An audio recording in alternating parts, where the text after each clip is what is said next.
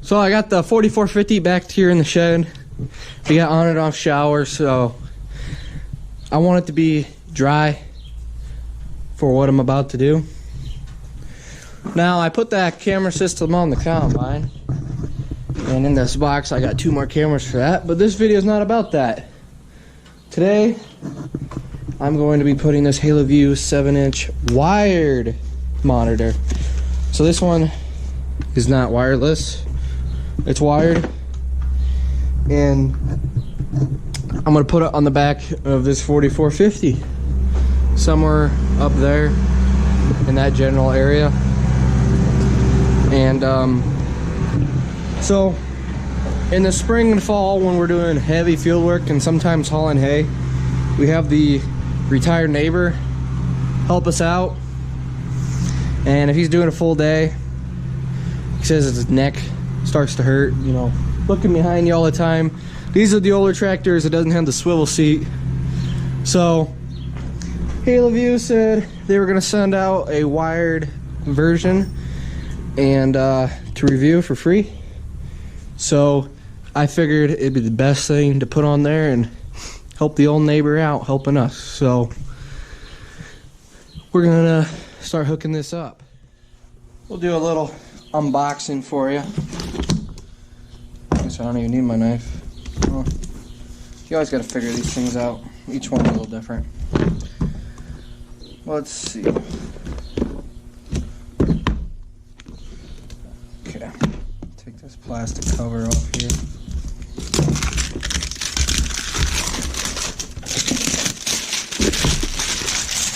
Throw that out of the way for now.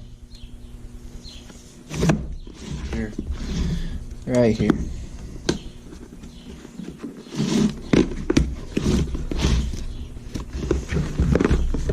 It's one of these deals. There we go. First we got user manual. Just tells you a bunch of stuff about it. Guess I'll give you the specifications.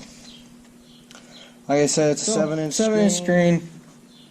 You can hook up to 3 cameras. It does have a speaker, and the camera does have a microphone. I usually just shut those off because all you hear is the tractor. But let's say you're putting it on your car and you wanted to hear people behind you. And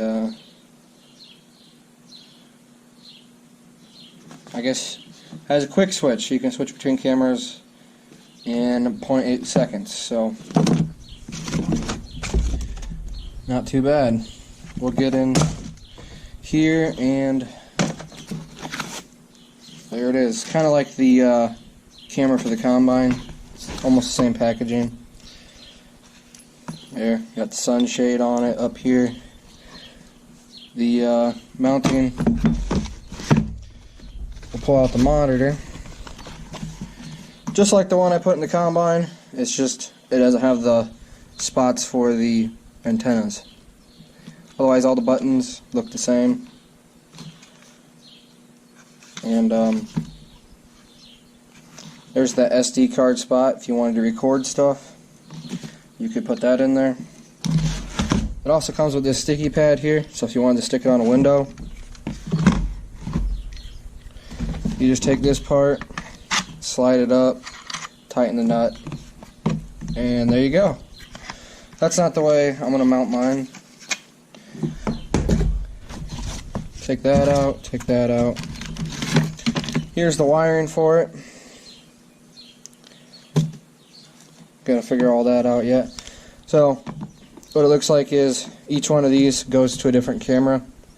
But, see, there's camera 2. Camera 1, this is the one I'll be using since I only have one camera. And then you got the power. You also have these other wires. If you wanted to wire it into your blinker, it'll automatically change the view for you. But we're just going to have this run all the time. Looks like this is a fuse here. That's what I think. Yep, fuse. Here we got hardware to mount your camera and the other bracket. Here's your sunshade for your screen, so sun from the side doesn't shaded out. Take that then lastly, you got this bracket here, which I'm going to use. And you'll take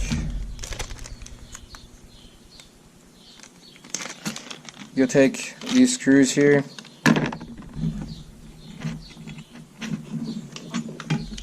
You run it through there, and then you thread right onto the side. Just like that, and then you can adjust where you mount it. Mine, I think, will be kind of like that. So I'm up here in the cab of the 4450, and you can see there's this bracket here. The owner, or two owners before us, they had a CB radio right there, and I'm thinking I unscrew that mount and I put their camera mount right here, and then I have the screen mount right here. I think that'll work perfect. This bracket and that CB radio mount are almost the exact same size. The camera mount is just a little longer. And I think the screws that are on here, I'll just use again, because I think they'll line up perfectly with this one. It's raining now, good thing I put it in the shed, but I have the screen completely installed and tight. So where that CB radio mount was, I just took their hardware, one on each side, you can see right there and there, and tighten that down. Then I took these and tighten those to the right adjustment. So when you're sitting here, this is what it looked like. I think it's in a pretty good spot. Job is to mount that camera up on the roof about in the middle, and that's the part I'm not really looking forward to. But yeah, it's raining pretty good out there now. A whole bunch of cord, wire, so I can go from, let's see, I already have this extra stuff zip tied up. I can go from the regular harness for camera 1 into here, and then into the camera, which I set on top of the cab. I'll show you my plans on mounting this. Actually, it's not going to be as bad as I thought. So we'll climb up this ladder. So here's the back of the cab. I'm going to grab a tape measure and find the center. Now this little lip here, I'm going to drill 2 holes in here, and then get the original mounting hardware and screw it down. Then I'm going to run this wire up here along the edge, and then through here, and then through this hole in the cab. Now I'm going to try to leave a little gap, because mainly what these grooves for are for this water to run out on top. So I still need to keep room for that water to run out. So we're up here in the cab of the 4450. I took this foam cowling over this area. I was going to work on the camera like I said, but I misplaced the screws. And if you're anything like me, you misplace it, so you know what you do. You just go do something else, and then you'll find them within a minute. So hoping that's what'll happen. Anyway, I got the screen wired up. I wish I would have thought of doing this when I did the light bars. What I did with the light bars, that power plug for your monitors, I just tapped into that, which is okay, but I think I could have did a cleaner job doing what I did with this. So what I did is I ran the positive. I took my redneck test light here. Yes, that is my test light. Is the backlight on a skid loader. And I found the first one. I don't know if it's the right thing to do, but this is the one I picked. I don't know exactly what this wire is for, but anyway, I picked the first one that is key hot. So when I turn the key on, then it battery flows. And then I took the ground and I ground it right here underneath this bolt So when I turn the battery on, the camera turns right on. And that's exactly what I want. So I'm gonna have to run that antenna wire from that camera, put the extra in the roof, and then somehow run it down this post, and then down and under, and then into the camera 1 plug underneath the dash. So that's gonna be a little difficult to make it look good, but I'll try my best to do that. But it turns right on like I want, so I'll have to probably put this stuff down in there out of the way. And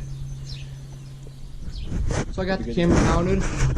I drilled 2 holes into this piece, and then you can get up on the other side, and I used the original hardware just right through the holes on that bracket.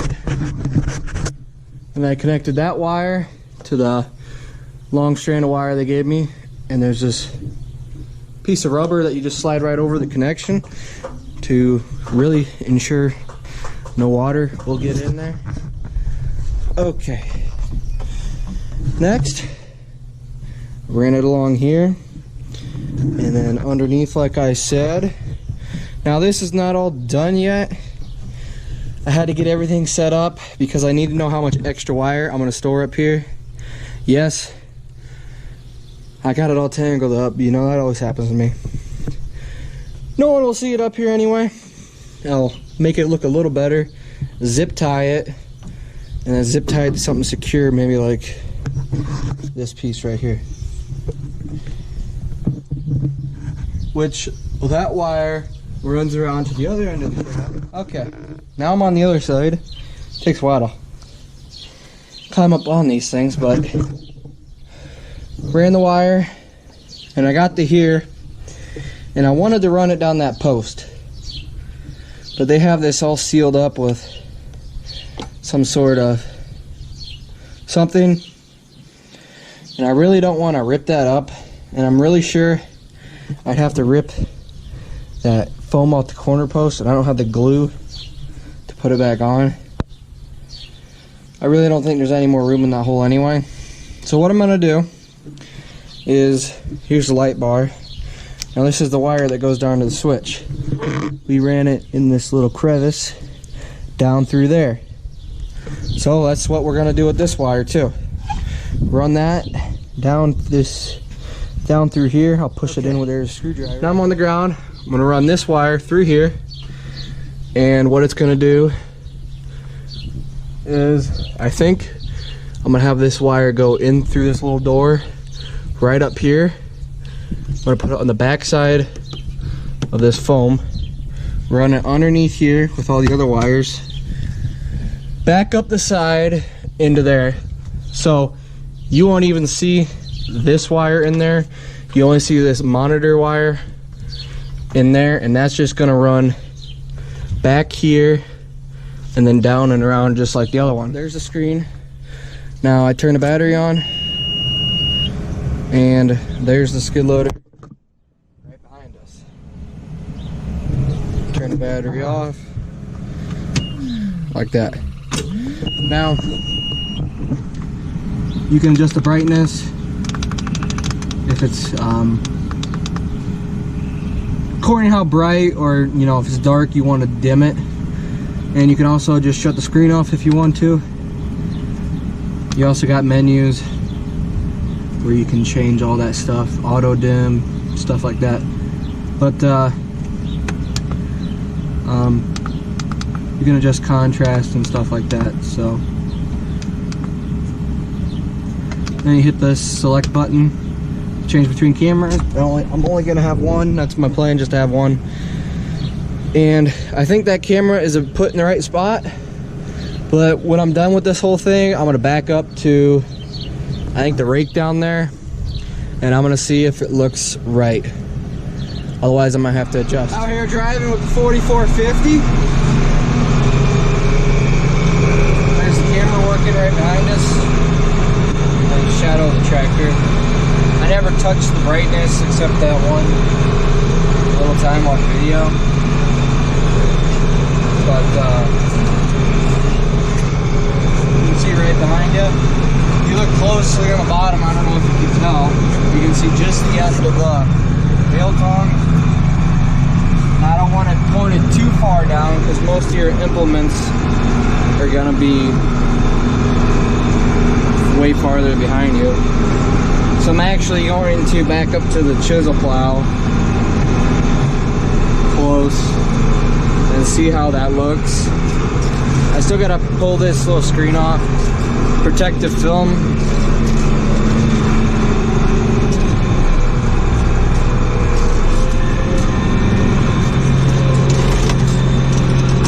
But this will give me a real idea if I need to angle it up, down, or leave it the same. Here's the chisel plow.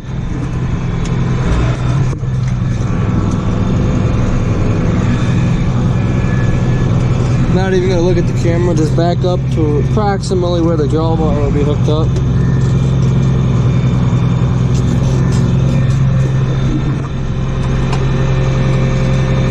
Yeah, you can see the whole thing. I should probably angle it down a little bit. Volume, I don't need any of that. I need to angle that camera down a little bit.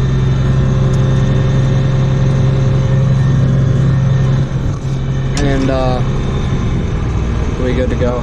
I'll probably back up to something else, check it again, and that's it. But anyway, check out Haloview in the description below. They sent me out this camera system to review. Depends what you're putting it in. It's not really the camera system's fault. Just to make everything look good takes a lot of work. From start to finish of this project was just about 4 hours. Started, oh, it's been a little over 4 hours. It's 7:22 and I started at 3:50. So it helps if you don't misplace your tools. I probably would have saved another half hour there, but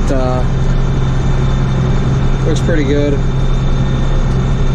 That piece up there is a little flimsy that I screwed onto, so hopefully it's not too flimsy, or have to attach it to a different spot. Otherwise it looks pretty good. Just have to angle her down. And this video is probably long enough, so you saw exactly what I did. I just put all the cowling, and you know, all the wires are pretty well hidden, and hopefully it works out good.